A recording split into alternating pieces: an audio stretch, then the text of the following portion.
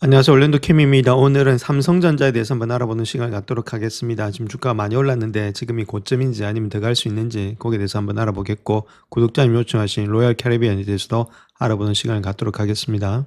자, 먼저 삼성전자의 월봉 차트 한번 보시게 되면 제가 요때부터 말씀을 드렸죠. 5만원대부터 말씀을 드렸고 상당히 많이 올라와서 지금 20만원대니까 거의 4배가 올라왔죠. 꽤 많이 올라왔다는 겁니다. 그래서 요 월봉에서 이렇게 스토캐스틱 바닥권에서 있죠. 좋은 종목들은 그런 데서 잡아가시게 되면은 상당히 좀 많이 먹을 수가 있다.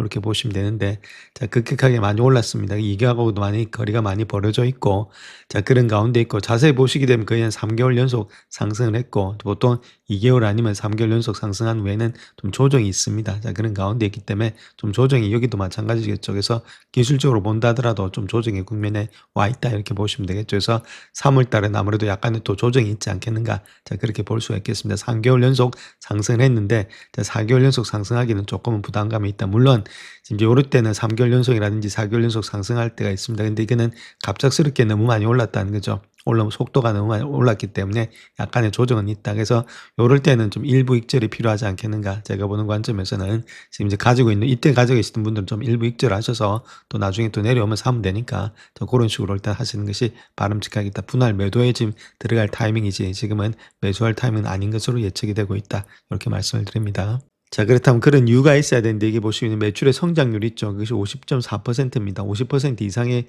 매출의 성장이 일어났다는 겁니다. 근데 2027년도 되면은 매출의 성장이 9%, 여기도 마찬가지로 15%로서 크게 늘지가 않죠. 자, 그렇다면 지금이 키피크가 되지 않겠는가. 자, 그렇게 볼 수가 있겠습니다. 그래서 물론 여기도 올라가긴 올라가는데 주가 자체가 그렇게 뛰지는 않을 것으로 보여지고 있고, 그래서 이 정도의 매출의 성장이 여기서 가파르기 때문에 조금은 일단 좀 쉬어가는 그런 장세가 되지 않겠는, 그래서 성장이 좀 꺾인다는 겁니다. 그것이 첫 번째 문제다. 이렇게 말씀을 드립니다. 자, 그렇다면 분기별로 봤을 때 언제가 매출이 피크냐 했을 때 2010년도 지금 6월 달이 피크다. 이렇게 보시면 됩니다. 2010년 6월 달. 자, 그때가 보시게 되면 64%. 자, 고전에는 44% 됐다가 그다음 9월 달부터 시작해서 58%, 그다음에 45%로 좀 꺾이죠. 그러니까 요때가 피크라는 겁니다. 6월 달이 피크니까 지금 6개월이나 3개월 정도 앞서가니까 적어도 지금이 좀 피크가 되지 않겠는가. 그렇게 볼 수가 있겠죠. 주가는 그다음부터는 올라가는데 올라가는 속도는 그렇게 빠르진 않을 것으로 보여지고 있다. 그래서 제가 말씀드리는 분야는 아무래도 다른 것보다는 요 분야, 지금 6월달 요때가 상당히 피크다. 이렇게 보시면 되겠죠. 그래서 상당히 많이 64%는 올라가는 그런 입장이 있다. 그럼 그거보다도 조금 더 앞서가지고 주가가 달리고 있으니까 지금이 그런 장세가 되지 않겠는가. 물론 눌렸다가 다시는 갈 수 있는데 속도가 그만큼 빠르진 않다. 이런 것들이 분기 매출에서도 나타나고 있다. 이렇게 말씀을 드립니다. 자, EPS 애뉴얼 한번 보겠습니다. 2016년도가 가장 많이 올라가고 있죠. EPS 역시도 50%나 YY 기준으로 뜹니다. 그러다가 그때 밑으로 가면 9%로 좀 낮아지고 있죠. 2017년도 가면은. 그래서 2010년도가 가장 피크가 될 가능성이 많이 있다. 이렇게 보시면 되고, 그렇다 해서 뭐 주가 예수부터 완전히 꺾인다기보다는 약간의 조정이 있을 수가 있는데, 가장 중요한 것은 지금 2010년도가 가장 크게 올라가는 그런 피크 때다. 이렇게 말씀을 드립니다. 자, 그래서 EPS의 분기 실적 한번 보겠습니다. 2010년도 6월달 있죠. 그때가 652% 됐다가 2016년도 9월달 되면은 지금 모습에서 256% 되고 있죠. 많이 떨어진다는 이야기입니다. 그래서 요때가 피크다. anyway, 지금 매출과 이익이 전부 다 6월달에 고점을 일단 형성되고 있다. 물론 매출 지금 양이 좀 줄어든다고 해서 뭐 200%, 100% 되니까 나쁜 건 아니죠. 그럼에도 불구하고 비교를 했을 때는 이때보다 좀 낮게 되고 있기 때문에 주가 자체가 여기가 피크가 될 가능성이 있다.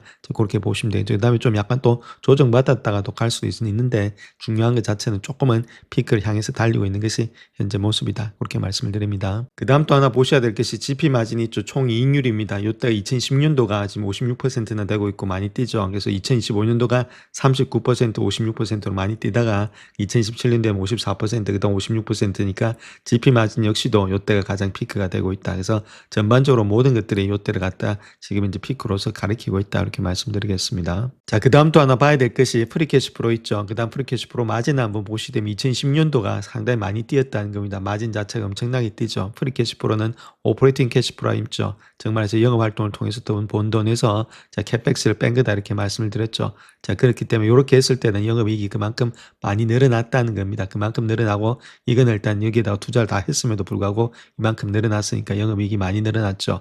근데 중요한 거는 2010년도부터 시작해서 2018년도까지 좀 플랫하다는 겁니다. 자, 가기는 가기는 가는데 주가가 그렇게 빨리는 올라가지는 않는다. 또 속도가 좀 조절을 하지 않겠는가 그렇게 볼 수가 있겠죠. 자, 그런 가운데 때문에 이렇게 많이 올라왔던 지금이 가장 피크를 달리고 있다. 이렇게 말씀드리겠습니다.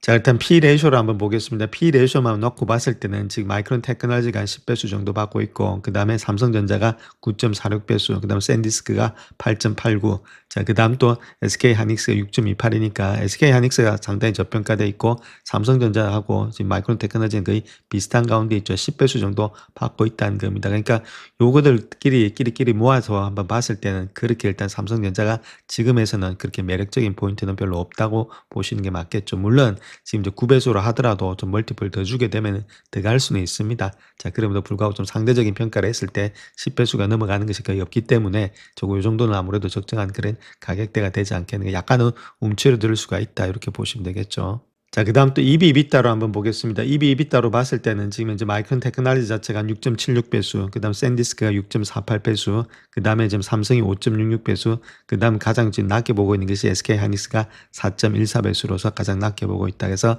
아무래도 다른 좀 MU라든지 샌디스크보다는 좀 낮은데, 자, 그럼에도 불구하고 상승이 여러 건 있다는 거겠죠. 근데 중요한 좀 눌렸다가 갈 가능성이 있다는 거겠습니다. 그래서 요럴 때 한번 눌렸다가 갈 수 있기 때문에 좀 부분 익절이 좀 필요한 거 아니겠는가. 전량 매도보다는 자, 더 갈 수도 있으니까 자, 그런 것들 한번 생각하셔서 많이 올라갔던 데 따른 또 차익 매물도 나올 수가 있으니까 자, 부분 익절하시고 그다음 또 내려오면은 그 돈 가지고 또 받으면 되겠죠. 자, 그런 식으로 형성을 해야 되지 않겠는가. 자, 그렇게 보여집니다. 자, 그렇다면 마지막으로 애니메이션을 통해서 우리가 좀 펀더멘탈에 대해서 좀 말씀을 드리겠습니다. 삼성전자가 2016년도에는 아무래도 AI 슈퍼사이클의 주역으로서 릴레이팅이 되고 있다는 게 재평가가 되고 있는데 그 주역은 아무래도 분기의 사상 영업이익이 최대로서 20조 원을 달성했다는 것들. 자, 그래서 목표 주가를 한 23만으로서 상향 조정하고 있다. 그렇게 말하고 있죠. 특별히 HBM의 디스카운트 해소와 2016년도 연간 영업이익, 그다음 161조 원의 전망이 근거로서 제시됨으로써 이런 것들을 나타내고 있고, 자, PLP 기술로 인해서 TSMC의 패키징의 병목을 타파할 수 있다는 것을, 그래서 패키징 원가가 22% 정도 절감이 되고 있고, 또 범용 메모리의 공급의 부족으로서 가격이 폭등한다. 자, 이런 것들도 삼성전자를 도와주고 있죠. 또한 HBM4의 턴키의 솔루션의 우위가 되고 있다. 자체적으로 다 할 수 있다는 거겠죠. 자, 이런 것들이 삼성전자의 지금 시너지 효과가 나타나고 있다. 이렇게 밝히고 있습니다. 여러분, AI가 모든 걸 바꾸고 있잖아요. 그런데 한때는 좀 뒤처지는 거 아니냐는 평가를 받던 거인이 지금 엄청난 부활을 예고하고 있습니다. 네, 바로 삼성전자 이야기입니다. 과연 삼성이 어떻게 이 AI라는 거대한 파도를 타고 역사적인 반등을 준비하고 있는지 그 핵심 전략을 지금부터 하나하나 파헤쳐 보겠습니다. 자, 화면에 보이는 이 숫자 먼저 한번 보시죠. 20조 원. 이게 대체 무슨 숫자일까요? 바로 삼성전자의 2025년 4분기 예상 영업이익입니다. 이건 뭐 시장의 모든 예상을 그냥 가뿐히 뛰어넘는 그야말로 어마어마한 기록적인 실적이에요. 아니 근데 진짜 놀라운 건요. 불과 1년 전만 해도 삼성이 경쟁에서 좀 밀리는 거 아니냐는 이야기가 나왔다는 겁니다. 도대체 1년 사이에 무슨 일이 있었길래 이렇게 거대한 반전이 일어난 걸까요? 그 비밀의 문을 지금부터 같이 열어보시죠. 그 첫 번째 열쇠는요. 바로 시장 전체를 뒤흔든 거대한 환경 변화에 있습니다. 바로 전례 없는 메모리 반도체 공급 부족 사태. 여기서부터 모든 이야기가 시작됩니다. 이게 좀 복잡하게 들릴 수 있는데 제가 아주 쉬운 비유를 하나 들어볼게요. 빵집 비유입니다. 동네에서 제일 유명한 빵집이 있다고 상상해 보세요. 근데 이 빵집이 갑자기 일반 식빵은 안 만들고 돈이 훨씬 많이 남는 아주 화려한 웨딩 케이크, 그러니까 AI용 고대역폭 메모리, HBM만 만들겠다고 선언한 거예요. 자, 그럼 어떻게 될까요? 당연히 우리가 매일 먹던 식빵, 즉 일반 메모리 공급이 뚝 끊기면서 가격이 천정부지로 솟구치겠죠. 바로 이 현상을 경제학 용어로 구축 효과라고 부릅니다. AI 메모리라는 엄청나게 비싼 웨딩 케이크에 대한 수요가 폭발하니까 모든 제조사들이 너도 나도 생산 라인을 그쪽으로 돌려버린 거죠. 그 결과 우리 컴퓨터와 스마트폰에 들어가는 평범한 식빵, 즉 일반 메모리 시장은 극심한 공급 부족에 시달리게 된 겁니다. 와, 이 슬라이드에 있는 숫자들 좀 보세요. 진짜 무섭지 않나요? 2026년 1분기에 PC DRAM 가격이 전분기보다 무려 100% 이상 폭등할 거라는 전망입니다. 가격이 2배가 된다는 거잖아요. 서버 DRAM은 90%, 기업용 SSD도 50%가 넘어요. 이건 그냥 가격이 오르는 수준이 아니라 말 그대로 가격 폭발이라고 해야 맞습니다. 그래서 한 전문가가 이 상황을 이렇게 딱 한 문장으로 정리했습니다. 지금 메모리 시장은 AI 인프라라는 거대한 블랙홀에 빨려 들어가면서 산업의 규칙 자체가 바뀌는 구조적인 대변혁을 겪고 있다는 겁니다. 이건 평범한 사이클이 아니에요. 완전히 새로운 판이 짜이고 있는 거죠. 자, 그럼 이런 거대한 지각 변동 속에서 삼성은 어떻게 반격의 칼을 갈았을까요? 이제 AI 메모리의 미래를 건 두 거인의 자존심 대결, 그 치열한 기술 전쟁의 한복판으로 들어가 보겠습니다. 차세대 HBM4 기술을 보면요. 삼성과 SK하이닉스의 전략이 얼마나 다른지 딱 보입니다. 여기서 우리가 주목해야 할 가장 결정적인 차이는 바로 로직 다이예요. SK하이닉스가 이걸 세계 1위 파운드리인 TSMC에 맡기는 반면 삼성은 아니, 우리가 직접 만들어. 그것도 자체 4나노 최첨단 공정으로요. 바로 이 선택이 먼 훗날 두 회사의 운명을 가를 결정적인 한 수가 될 수 있습니다. 이게 어떻게 가능하냐고요? 바로 삼성이 가진 최강의 무기, 턴키 솔루션 덕분입니다. 쉽게 말해서 칩 설계부터 메모리 생산, 파운드리, 그리고 최종 조립까지 모든 걸 삼성이라는 한 회사 안에서 원스톱으로 해결해 주는 거죠. 구글이나 브로드컴처럼 자기들만의 특별한 AI 칩을 원하는 고객들 입장에서는 이보다 빠르고 효율적이고 또 입맛에 맞게 바꾸기 쉬운 선택지가 없는 겁니다. D램을 16층 이상으로 쌓아 올리는 이 패키징 기술에서도 두 회사의 철학은 정반대입니다. SK하이닉스가 기존 기술을 개량하는 안정적인 길을 택했다면 삼성은 칩 사이의 돌기를 아예 없애고 직접 붙여버리는 하이브리드 본딩이라는 혁신에 모든 것을 걸었습니다. 당장은 수율 잡기가 굉장히 어렵다는 리스크가 있지만 만약 이 기술이 성공만 한다면 미래의 초고층 메모리 시장 표준을 삼성에 장악하게 될 겁니다. 그야말로 하이 리스크, 하이 리턴인 셈이죠. 하지만 삼성의 야망은 메모리 1등 탈환에만 머무르지 않습니다. 이제 두 번째 거대한 전쟁터, 반도체 생산의 심장이라고 불리는 파운드리 시장으로 시선을 돌려보겠습니다. 목표는 단 하나, 절대 강자 TSMC입니다. 보시는 것처럼 지금 파운드리 시장은 TSMC가 70%를 넘게 장악한 그야말로 철옹성입니다. 삼성의 점유율은 7.3%에 불과하고요. 자, 모두가 불가능하다고 말하는 이 엄청난 격차를 삼성은 과연 어떤 전략으로 돌파하려는 걸까요? 삼성의 전략은 한마디로 건너뛰기입니다. 남들이 다 쓰는 기술을 따라가는 게 아니라 아예 다음 세대 기술로 직행하겠다는 거죠. 3나노 공정에서 세계 최초로 GAA라는 신기술을 도입하면서 남들보다 먼저 매를 맞았고 그 혹독한 경험을 자산 삼아 2나노 공정에서는 압도적인 기술 우위를 보여주겠다는 겁니다. TSMC의 독점적인 가격과 긴 대기 시간에 지친 고객들에게는 아주 매력적인 대안이 될 수밖에 없겠죠. 여기에 삼성의 또 다른 비장의 무기가 등장합니다. 이걸 이해하려면 쿠키 굽는 걸 상상해 보세요. 둥근 쿠키팬에 네모난 쿠키 반죽을 구우면 모서리 부분의 비싼 반죽은 전부 버려지잖아요. 아깝게. 지금까지의 반도체 패키징이 바로 이 둥근 쿠키팬과 같았습니다. 삼성은 이 비효율의 틀을 깨기 위해 둥근 웨이퍼 대신 거대한 사각형 패널을 쓰는 패널 레벨 패키징 PLP 기술을 꺼내들었습니다. 버려지는 공간을 5% 미만으로 줄여 면적 효율을 극대화하고 원가도 20% 이상 획기적으로 낮출 수 있습니다. 이건 TSMC가 독점하고 있는 후공정 패키징 시장의 판도를 뒤흔들 수 있는 진짜 게임 체인저입니다. 하지만 이렇게 장밋빛 미래로 가는 길이 순탄하기만 한 건 아닙니다. 삼성 앞에는 기술적인 난관보다 어쩌면 더 예측하기 어려운 거대한 지정학적 리스크라는 파도가 밀려오고 있습니다. 1,650억 달러, 우리 돈으로 약 230조 원에 달하는 정말 천문학적인 금액입니다. 이게 바로 경쟁사인 TSMC가 미국 정부로부터 유리한 관세 대우를 받기 위해 미국 본토에 투자하겠다고 약속한 돈입니다. 이 그래프가 현재 상황을 단적으로 보여주죠. TSMC의 압도적인 투자액에 비하면 삼성과 SK하이닉스가 약속한 금액은 한참 못 미칩니다. 미국 정부의 메시지는 분명해요. 동등한 혜택을 원한다면 그에 상응하는 투자를 하라는 강력한 압박인 셈이죠. 다행히 많은 전문가들은 이 관세 위협이 실제 무역 전쟁으로 가기보다는 고강도의 정치적 지렛대 역할을 할 가능성이 높다고 분석합니다. 즉, 반도체 생산 시설을 미국으로 더 많이 가져오기 위한 협상용 카드라는 거죠. 외교적인 해법을 통해 충분히 관리 가능한 리스크라는 시각도 존재합니다. 자, 그럼 지금까지 살펴본 모든 조각들을 한번 맞춰볼 시간입니다. 이 모든 기술 혁신과 시장의 변화, 그리고 지정학적 리스크까지 고려했을 때 월스트리트는 왜 지금 삼성을 가장 저평가된 AI 주식이라고 부르는 걸까요? 해답은 바로 이 숫자들 안에 있습니다. 2020년 예상 영업이익이 전년 대비 무려 186%나 폭증할 것으로 보이는데도 주가 수익 비율 같은 핵심 가치 지표는 여전히 동종업계 평균보다 훨씬 낮습니다. 한마디로 엄청난 성장 잠재력이 아직 주가에 제대로 반영되지 않았다는 가장 강력한 증거죠. 바로 이것이 오늘 분석의 최종 결론입니다. 시장의 관점이 바뀌고 있습니다. 과거 삼성을 HBM 경쟁에서 뒤처졌다며 HBM 할인을 적용했다면 이제는 설계부터 생산, 패키징까지 모든 걸 해낼 수 있는 유일한 기업이라는 가치에 턴키 프리미엄을 부여하기 시작한 겁니다. 평가의 패러다임이 근본적으로 전환되고 있는 거죠. 그래서 우리는 마지막으로 이런 질문을 던지게 됩니다. AI 시대의 최종 승자는 과연 누가 될 것인가?